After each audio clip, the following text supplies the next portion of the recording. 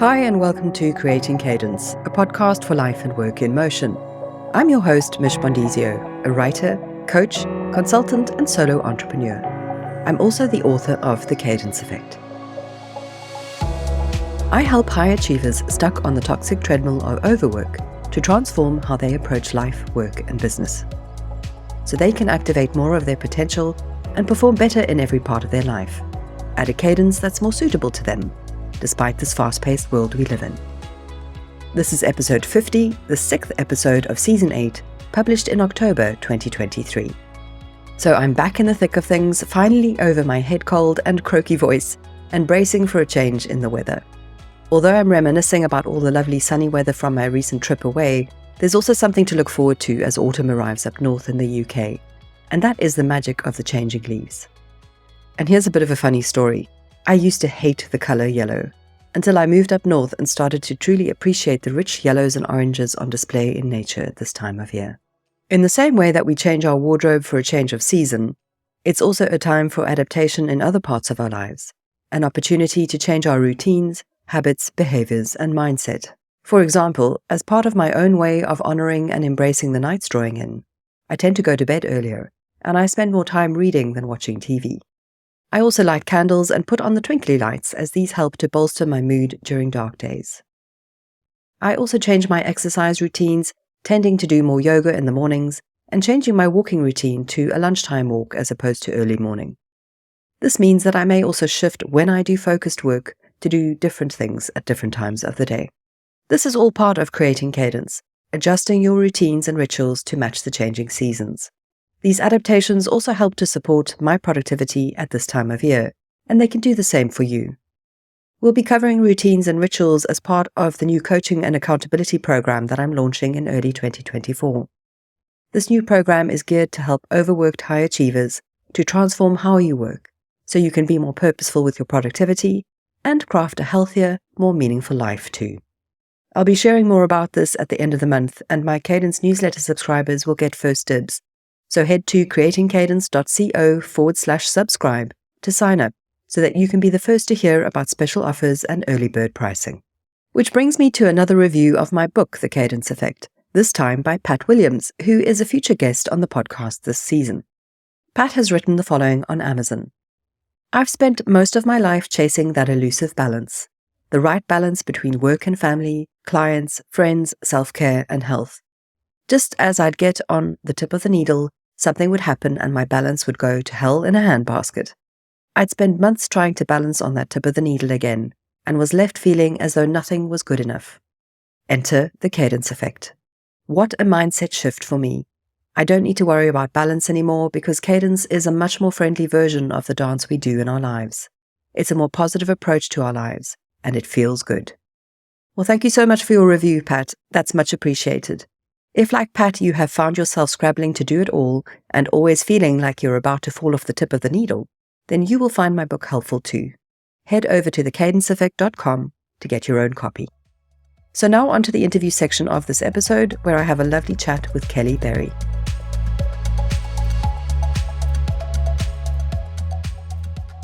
Kelly Berry is the owner of Learn, Start, Grow, LLC, a business that supports small businesses and solopreneurs with futures thinking, market research, peer groups, and goal setting. After consulting with hundreds of startups and small business owners over many years, Kelly noticed that most of them are dealing with the same issues, but they don't realize that they're not alone. Learn, Start, Grow's mission is to bring these business owners together to address common issues and find new ways to grow in this ever-changing world. Kelly is a licensed CEO peer group facilitator and runs groups in person and online. She's also a certified market research specialist and a strategic research team leader for the National Center for Economic Gardening. She has also taught marketing, market research, and entrepreneurship classes to undergraduates, MBA students, and business owners. By her own admission, Kelly is a small business advocate, keen organizer, and nerdy spreadsheet gal. And we have a wonderful conversation that covers everything from designing a work life around not being a morning person to her own experience of shifting to a cadence-first view that focuses on intentional productivity instead of the mindset of seeing being busy as a measure of success. We also cover the benefits of peer group accountability and how Kelly helps businesses to future-proof their business so they can build better cadence in their workdays. I love Kelly's dry wit and her incredible insights into the future of work, and I admire her down-to-earth practical approach to helping business owners tackle what can seem like overwhelming business problems when faced alone. I think that many of my listeners will relate to the many relevant points she makes about the challenges that small business owners face. I'll talk about some of these points a bit more at the end of the episode, so stick around for that too. And now, if you're ready, let's dive into this week's interview with Kelly Berry.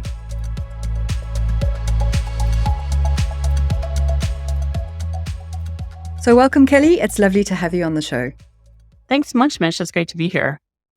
So to start, I'm going to provide some context for my listeners as to how we know each other. Like some of my other guests this season, you and I are members of the long-standing Unemployable Initiative, which is an online community of solo entrepreneurs. And we got to hang out together with some of the community last year at the Creator Economy Expo in Phoenix, Arizona, which was a lot of fun. And more recently, you were also one of my beta readers for my new book, The Cadence Effect, which is the theme of this season of the podcast. And you provided incredible suggestions that helped me to refine and improve the book, including adding some of the visuals which are now part of the book and which, based on the feedback I've gotten so far, people seem to really love. So a huge thank you to you for your input on the book. Well, thank you for the opportunity to be a beta reader. It was a lot of fun. It was indeed. So before we dive into the various things that you do as part of your work, first I'd like my listeners to know a little bit more about you and your current context. Where do you find yourself in your life at the moment? What are the positive aspects and the challenges that you're experiencing? How is the stage or time in your life impacting on your well-being, creativity, and productivity? All right. Well, I'm an empty nester.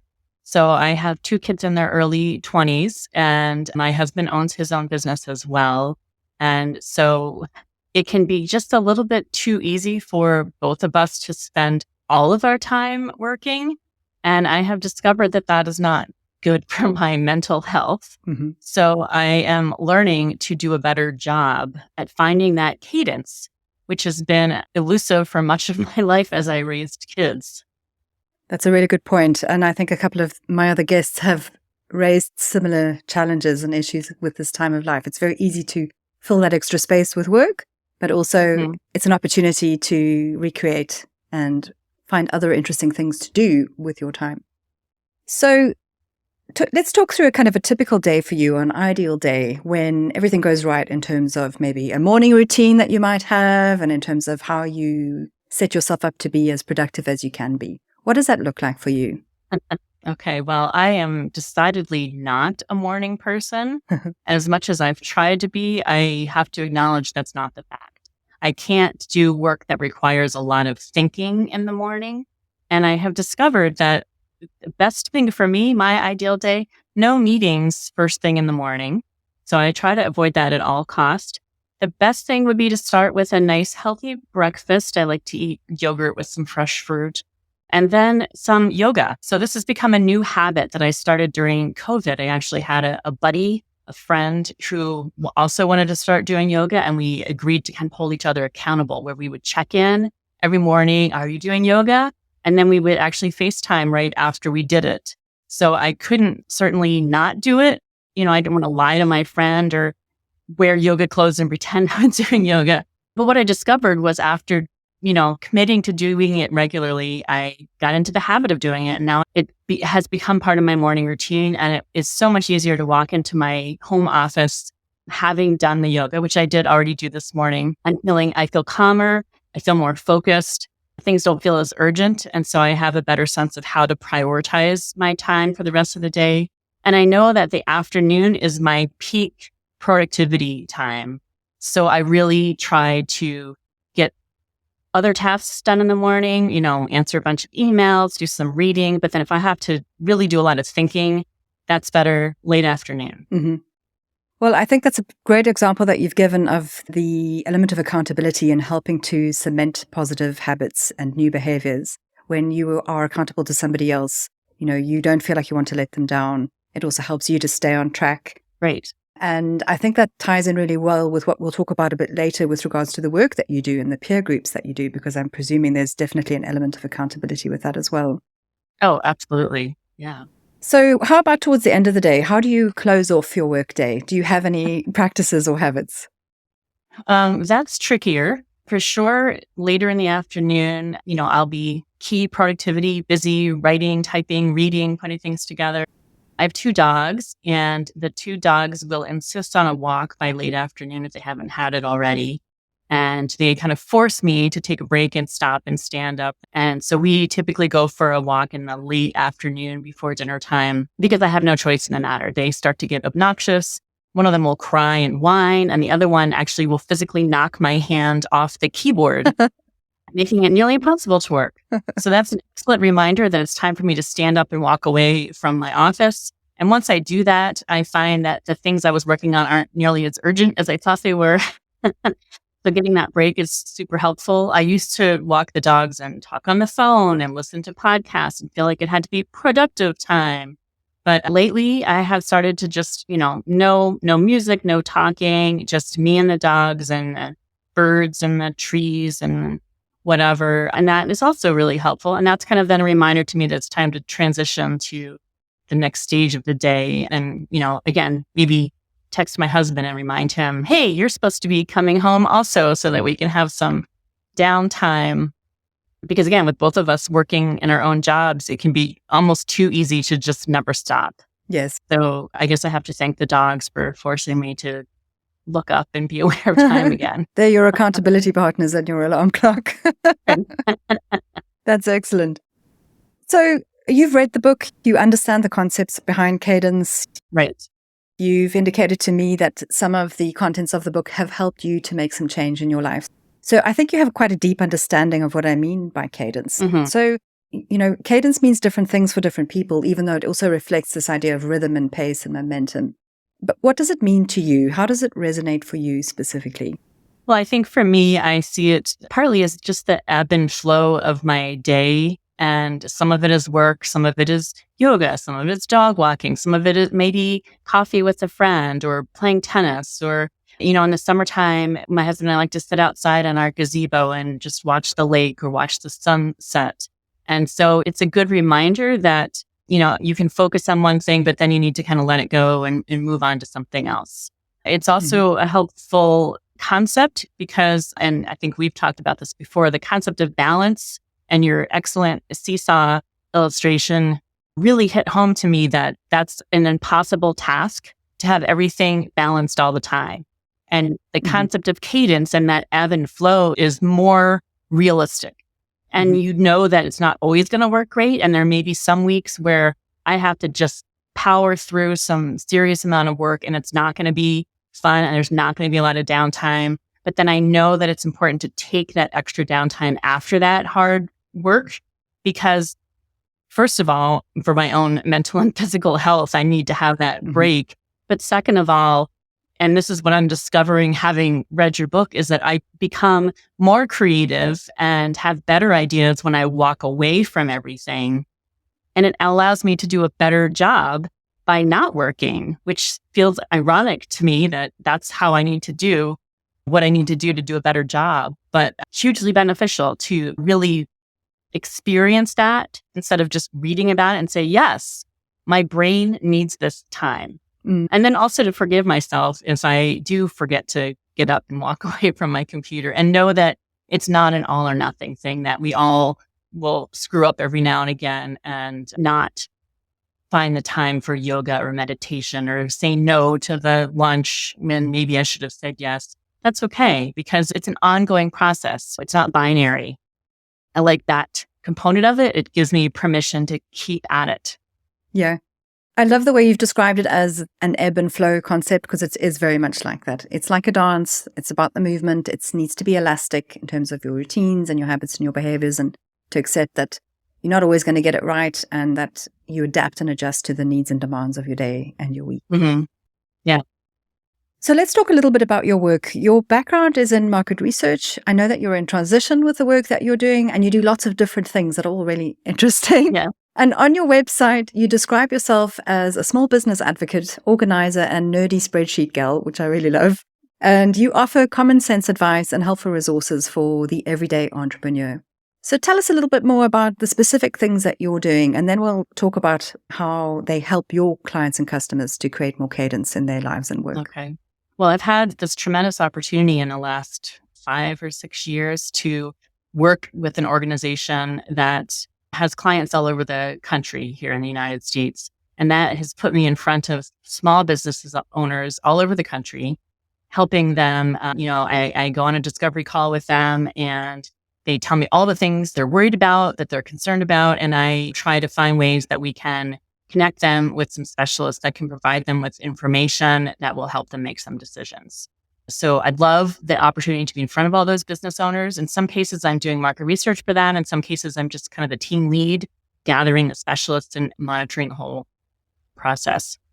In addition to that, I run business owner roundtable groups right now locally in my area. I've been doing that since 2019. And again, I'm in front of a bunch of business owners that are telling me all their worries and concerns. And so I may not be a business owner like my clients. Most of those they're B2B, many of them industrial or manufacturing, dealing with employee and recruitment issues, as well as machinery and capital equipment. I don't have those issues personally, but I've had the opportunity to be in front of hundreds of business owners, all telling me their issues, the things that are weighing on them, that are keeping them up at night. And I see so many common threads because I've had that opportunity to be in front of so many of them.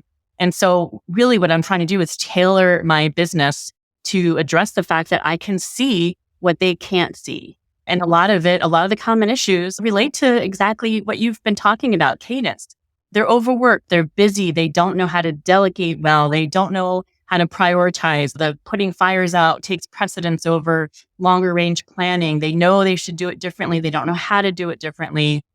And so what I'm really trying to do is to more of a subscription-based business where I can be the one that helps hold them accountable, that helps organize what they're doing and track those processes that can help them break bigger things into smaller pieces so it feels more doable.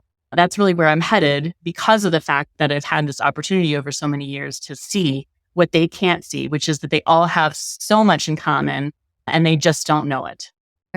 And through your peer groups, and rival groups, you're bringing them together to share that knowledge. Absolutely. And very often that's the best way for people to learn and then implement. I agree completely. And that's what's so beneficial. And, initially I had somewhat of an imposter syndrome. Like, I am not a business owner that has had these experiences. Who am I to run this peer group? But in reality, my role is to be a facilitator, an organizer, pull the people together, combine their thinking and their comments into something that is, kind of synthesize their thoughts in a way that maybe they couldn't do independently.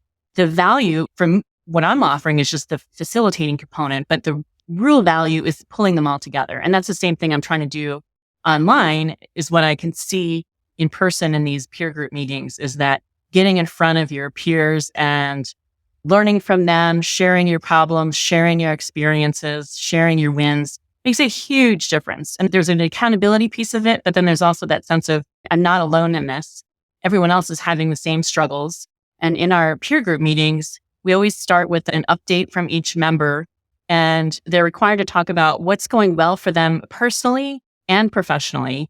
Because when you are a business owner, they're so intertwined that you can't fully separate them. And so you end up hearing about people's personal issues and issues with their spouse or their kids, and someone wants to move here and all these things that don't seem business related, but they absolutely impact the business. And knowing that they're not alone in that can make them feel so much better. Yeah, and I suppose they can learn from how other people have tackled those challenges as well. Absolutely, yeah. To help them work through them. It's fantastic. You create that platform, as you said, in person and online. And another two ways that you are doing it is through your FIFO Friday videos and also your more in-depth newsletter. And, I think what you're doing is wonderful because the skills that you've developed as a market researcher help you to identify what the trends are in the market and with business and with the workplace. And you are curating that in bite-sized format for people to consume in ways that's easy for them at a time that works for them so they can stay on track with, as you call them, the signals of change. So tell us a little bit more about those two products. Yeah. I think, again, having listened and talked to so many small business owners, and then actually during COVID, I took a series of courses in Coursera on futures thinking and market research, and the peer groups all kind of melded in my head as like the perfect combination. I'm used to seeking out the research and the data that can help drive decision making. But at the same time, we don't know what the future looks like. And so the only way to try to anticipate that is to try to look at what's going on in the world around us. And so the concept of a signal of change is something that's happening now that is a little outside the norm that might indicate that there's going to be a change that we should be aware of and looking for. And as a market researcher, I subscribe to more than I should in terms of news, the Wall Street Journal, Washington Post, New York Times, Forbes, Fortune, Inc., Fast Company, Business Insider, you name it. And I love to read. And as I read, I start to see commonalities. And I'm always thinking of them with my small business owner hat on. And so that's kind of how the 5 for Friday came about is I'm already reading all this stuff. I'm already seeing it. And I keep wanting to share it with people. I'm like, well, how can I share it in a way that isn't too intrusive? Like emailing the article links to everybody. You should read this. You should read this. So instead, it kind of turned into a short 5-minute video that I post on YouTube every week. And I pick 5 topics and try to just summarize as close to 5 minutes as I can. Here are 5 things that really stood out to me that I think matter to small business owners. And frankly, even though right now, the videos are free, that's one of the things I love the most about what I'm doing with my time, because I feel like it's so important to be watching and paying attention to what's going on so that small business owners can be ready and maybe even be more competitive because they're paying attention to those changes and they're ready for them. They're ready to make a change if needed rather than reacting to it. Mm-hmm. So I think that's really great in terms of if you equate that with how that helps your potential clients and customers and audience to create more cadence in their work days and so forth, is that you're making them more productive because you are saving them time in terms of providing a curated service of information for them so they can stay on track and on top of these things. But also, in a way, I think you're supporting their well-being because you're helping to create peace of mind about the uncertainties of what's coming ahead by providing that information and knowledge. Well, thanks. I love that. You think of it that way. Yeah, it's meant to be informative and helpful, but also maybe a little bit entertaining, and maybe that makes it easier to take advantage of it and then start thinking about how it could affect your business. And, a lot of the things that I'm recognizing as signals of change aren't necessarily super business focused either. We're seeing a huge change in how people want to work, the demand for flexibility for mental health care. People in their 20s see things differently. And there's been a lot of resistance among the older generation when they hire the young kids. However, I think that the young kids have it right and that the world should have operated like this when I was that age and my life would have been a whole lot easier. I agree. Well, yeah. I could see how they've learned their lesson, perhaps through COVID as well, that you need to prioritize your mental health. You need to have some control and flexibility over your work schedule, and you'll do a better job and be more productive if you recognize that, which is so important. And we've learned that lesson perhaps the hard way, and they're promoting it already right out of college or wherever they're coming from to, this is important, this matters, I need to prioritize this. Yeah, and that's another aspect of Cadence is placing purpose at the heart of how you work, well-being and purpose. Right. So right. I love that you've mentioned that. All right, Kelly. So to end off, do you have any words of advice or key learnings or suggestions that you want to share with my listeners based on your business or life experience? One of the things that really resonated with me was the idea of that intentional productivity. I think a lot of times, even though I'm here by myself in my home office, we all try to feel like we're being busy. And that seems to be the measure of success. Everyone talks, how are you? Oh, I'm busy. How about you? Oh, I'm so busy. Oh, that's great, But no, that should not be our measure of success. I think if you take that step back and think what really matters to get done today, what's really important, it's not answering a bazillion emails, and I don't need to follow and track them all day long with notifications popping up. I can put some control over that. As well as a social media. Even if I need LinkedIn to connect with my future customers, I don't need to be on it all the time. So being very intentional about how I'm spending my time, being in tune with my body and understanding what my sleep habits are and my exercise habits and when my brain is working at full speed and when it's not. Those are also important. And then just forgiveness, being willing to know that, like I said, it's an ebb and flow, and sometimes things go great and sometimes they don't, but it doesn't mean you failed. It just means we're always trying to find, the best way to be the best person we can mentally, physically, through work and personal life. Exactly. I like the way that you've said that. Tomorrow is always another day to try again. Yeah. Yeah. Well, and the best thing, Mich, is that when I was reading your book as a beta reader, I was reading it on the balcony of my hotel room in Mexico on vacation. And now every time I think of your book, I picture myself in the most relaxing spot, feeling incredibly relaxed and enjoying what I learned. And so every time I think of your book now, it brings me to this calming place. And so that was an added bonus, I think, that I had the opportunity to just sit and relax and read something that was really helpful for me. Oh, thank you so much. And that is definitely the Cadence effect in action. So I love that example that you've provided. Thank you. All right, Kelly, where can people find you online? Well, they can go to my website at learnstartgrow.com, which is the easiest place for them to find a way to subscribe to the 5 for Friday videos. There's also a paid newsletter that is a written newsletter that provides all the hyperlinks that I've used and a little bit more on my take as to why these topics were important. So all that you can find on my website, learnstartgrow.com. That's wonderful. Kelly, thank you so, so much. I've really enjoyed chatting with you. Thank you. This was a pleasure. Thanks so much, Mich.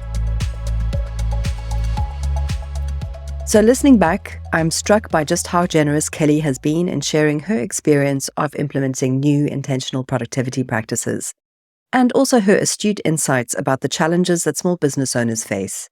Here's some thoughts from me on a few of the pertinent points that Kelly raised. The first thing I want to talk about is daily cadence.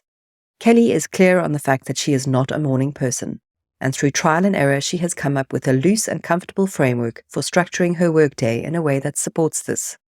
Now, I write about circadian and ultradian rhythms in my book, The Cadence Effect. In the book, I delve into how we can improve our performance and well-being when we structure our types of work around when our energy and focus is naturally at its highest during the day.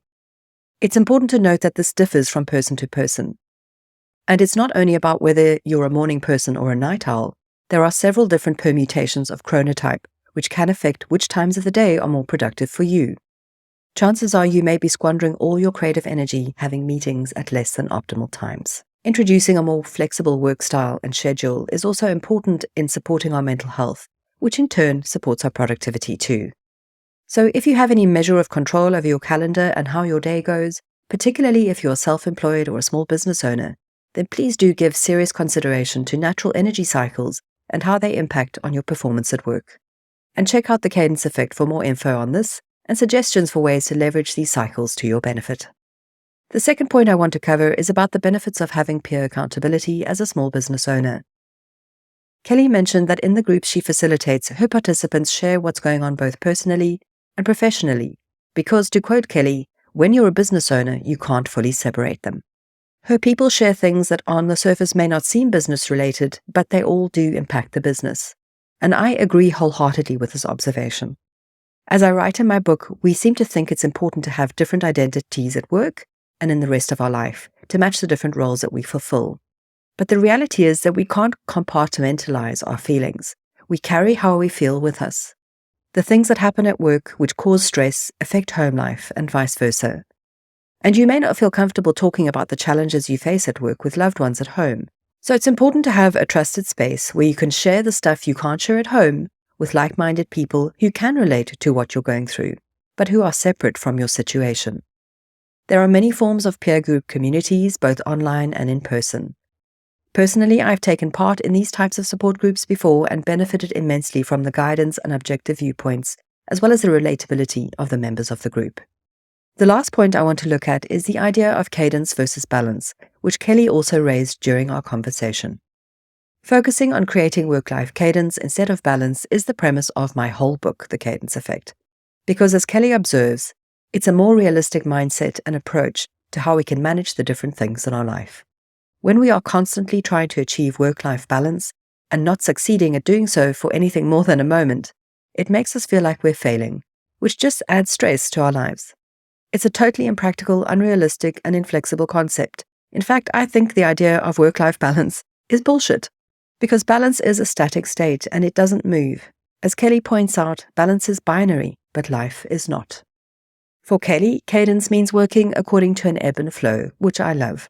She's referring to adapting your energy and work approach based on managing times of intensity with times of flow, and the importance of supporting your workflow with planned times of rest and slower productivity too.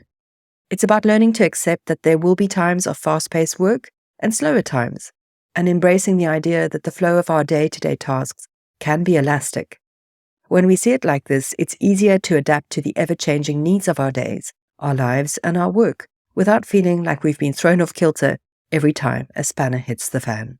With regards to creating cadence, it's also important to note that it's an ongoing process, and we are always a work in progress.